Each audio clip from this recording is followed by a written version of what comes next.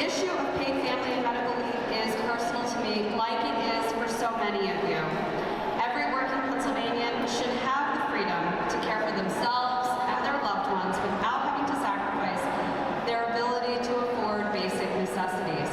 But that is just not the reality for the 2/3 of Pennsylvanians who don't have access to paid leave through their employer. That's where the Family Care Act comes in.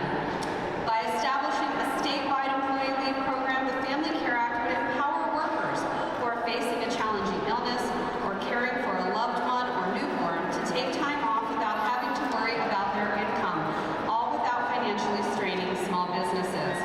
I have been proud to introduce this bipartisan legislation each legislative session since I was first elected in 2019, and I was thrilled to see it successfully pass through the Senate Labor and Industry Committee last session. That's the furthest that this bill has gotten in the Republican-controlled Senate to date. If we did it once, there's no good excuse not to do it again. Because Pennsylvanians know that the Family Care Act is good for workers and families, good for small businesses, and good for thriving competitive economies. And most importantly, it's what our families deserve. I'm grateful to the community partners of Maternity Care Coalition, Moms Rising, and the Chamber of Mothers who are champions of this issue. Keep contacting your state legislators, make sure that they're signed on to the Family Care Act, and I will keep fighting to grow our coalition in the Senate and finally deliver paid leave to Pennsylvania workers. I was at an event yesterday where Senator Tamara Bartolotta was talking about a bill that she and her colleague, our colleague Senator Roscola, have introduced year over year, and she said, "Welcome to Groundhog Day." That's how I feel when it comes to this bill. We know that this is an important issue. We know that Pennsylvanians want it. We know that it is the right thing to do for workers, for families, for our economy. There is no reason that we should not be able to get this piece of legislation passed. So I am with you as always. I will keep fighting. You all keep doing the good work that you're doing. I want to recognize my colleague, Senator Judy Schwenk. Thank you for being here to support us. And thank you so much to every one of you that wants to see the Family Care Act become law in Pennsylvania. With your help, we can do it. Thank you.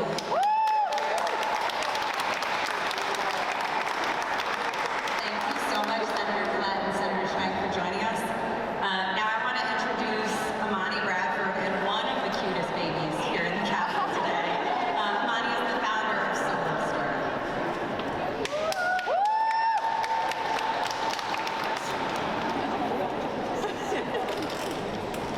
Good afternoon, everyone. Like she said, my name is Imani Bradford. I'm founder of Solo Store. I'm also a nurse and maternal health advocate. And most of all, a mother to my beautiful 9-month-old son. A week after giving birth, I almost lost my life. I wasn't home rocking my newborn. I was hooked up in a hospital bed, hooked up to IVs, suffering from postpartum preeclampsia in a very severe case.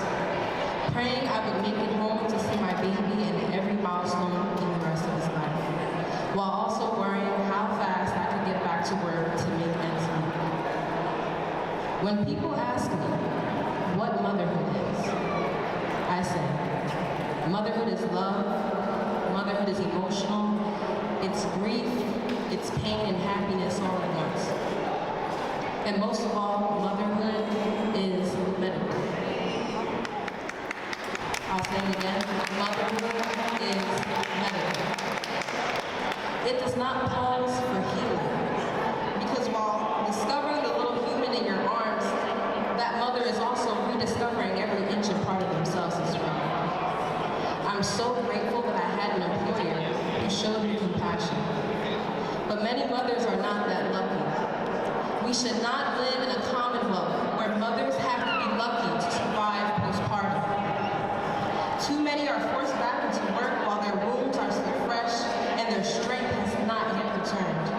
And that is why paid leave is so important. A mother's life is still at risk, even after giving birth. Paid leave is not a luxury. It is recognizing that bringing life into this world should not cost you your health, your job, or your future. So, I am not here to beg for change. I am here to tell you what it costs when you choose to do nothing. This is not about politics. This is about survival. No mother's future should be taken for birthing the future. Remember, motherhood is medical. Because moms need paid leave now. Thank you.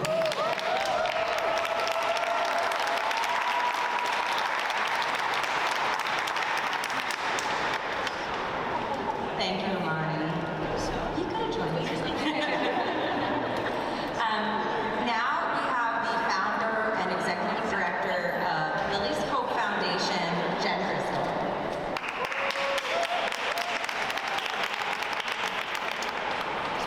So, as we approach Mother's Day this weekend, I would like to tell you a story. Imagine a pregnant mother filled with joy and excitement as she races toward her due date. This mom has just passed the mark of her third trimester and just at 32 weeks gestation. But suddenly, with no notice, mom develops preeclampsia and within 36 hours gives birth to a 2-pound baby via emergency C-section to save her life and her baby's. This mom is now filled with fear, confusion, and anxiety.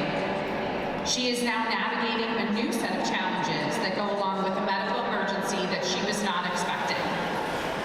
She's utilizing WIC to support her needs for her baby for special formula. She's drained her savings accounts, maxed out her credit cards just to stay afloat. Instead of taking her 6 weeks of leave from her job, she's now taking 6 months because that baby is on monitors and too sick and too small for daycare. The story I shared was actually my own and my story with my daughter, Lillian Hope. I stand before you today as a NICU advocate, a mom of 2 NICU babies who were born prematurely, and as Sarah said, the founder and executive director of Lily's Hope Foundation. Lily's Hope is an all-volunteer nonprofit organization that answers the emergency needs of NICU families. But unfortunately, my story is not unique. Our NICU families need paid family medical leave under the Family Care Act. Currently, so many mothers are forced to return to work prematurely due to financial pressures. This jeopardizes their well-being and hinders their ability to provide the best care for their vulnerable infant. So as we celebrate Mother's Day this weekend, let's remember the unique struggles of a NICU mom. Let's advocate for paid family medical leave, ensuring these mothers have the time and resources to nurture their babies and recover themselves. Thank you.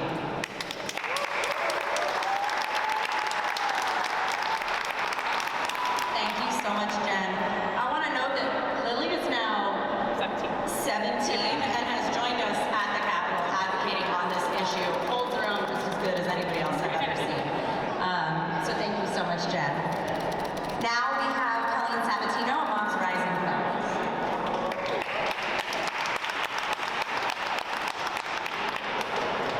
Good afternoon. Thank you for the opportunity to speak. I'm a lifelong resident of Pennsylvania, mother to 4 children, and a fellow with Moms Rising. My family, like every other PA family, urgently needs paid leave. My husband and I both worked full-time while we grew our family, and so with each pregnancy came the stress of budgeting our time and our money to allow for my recovery and bonding with the new baby. Without paid leave, I had to carefully bank sick or vacation time to maintain some income while recovering from the births and adjusting to life with the new baby. When there are older kids at home, this also means missing opportunities with them, agonizing over what to do if they get sick or if your recovery goes poorly and you need more time that you simply don't have. After one of my births, I also had no choice but to take unpaid time off, leading me to need to reimburse my employer for my health care to maintain care for my child. Families deserve better. It's not right. Bringing a new family member home should be a joyful time, not one wrought with anxiety. If this is a challenge for my family, I can't imagine how difficult it is for single parents or families with fewer resources. I joined Moms Rising to fight for paid family leave for all, so that no one has to face the stress of losing a paycheck or a job to provide care. A comprehensive paid leave program would make an enormous difference in our state's families, businesses, and the economy. It would enable parents to focus on healing from birth and bonding as a family. It would protect families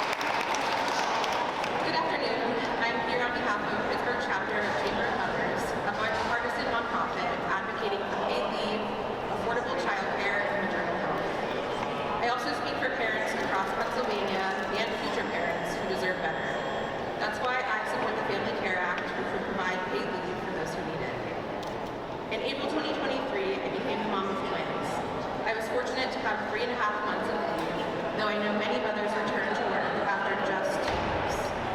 My leave was patched together through paid time off, short-term disability at 16% of my pay, and a small amount of employer-provided leave. Still, I recognize that my situation was a privilege. At 2 weeks postpartum, I was still healing from a C-section, just starting to move without pain. At 4 weeks, I was battling postpartum anxiety. I cannot imagine the trauma of returning to work at that time, and yet many mothers have no choice. We have a chance in Pennsylvania to do better. Paid leave shouldn't be a privilege, it should be a right. Real, guaranteed leave means families can bond, heal, and thrive without sacrificing financial stability or careers. Thank you for your time and for considering the real impact this policy can have on families like mine.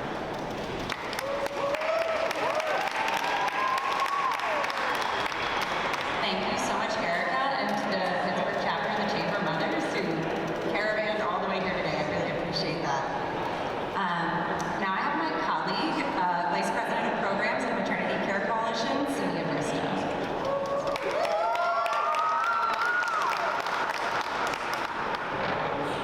Good afternoon. My name is Cynthia Bristow, and I'm the Vice President of Programs at Maternity Care Coalition. At Maternity Care Coalition, our staff work with thousands of families each year during the most critical time of their lives. We meet many of our families during pregnancy. MCC doulas are present for the birth of their clients' babies. Some families are with us for nearly 4 years. We have the incredible joy and the responsibility of watching our families grow, and we know our families well, which is why we know that access to paid leave is one of the most crucial missing links for families in Pennsylvania. Most of Pennsylvania's working mothers do not have access to paid leave. This means about a quarter of them are returning to work within 10 days of giving birth because they cannot afford to, and nearly half of them are back to work even before their 6-week checkup. These statistics are absolutely startling, but they should be no surprise to you. Most people can't afford to go without pay for weeks at a time. And so, against the recommendations of doctors and before their infants is even old enough to be enrolled in a child care center, moms are back to work. For most, this is physically, emotionally grueling experience. And for some, it's life-threatening. Without paid leave, every day across the Commonwealth, our families are choosing between being able to pay their bills and keeping their job, and recovering from childbirth and bonding with their baby. It doesn't have to be this way for Pennsylvania moms. We can do better, and we have to do better.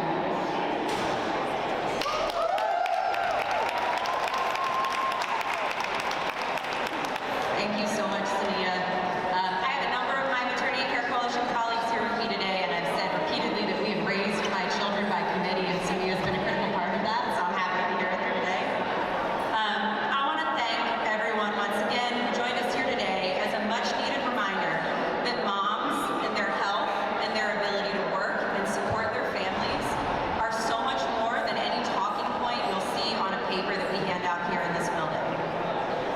I want to remind all the lawmakers who are getting ready to wish moms a happy Mother's Day and to thank us for all that we do, that you cannot be pro-family and be okay with a mom watching a live feed of her newborn in the NICU from her office desk because she'll lose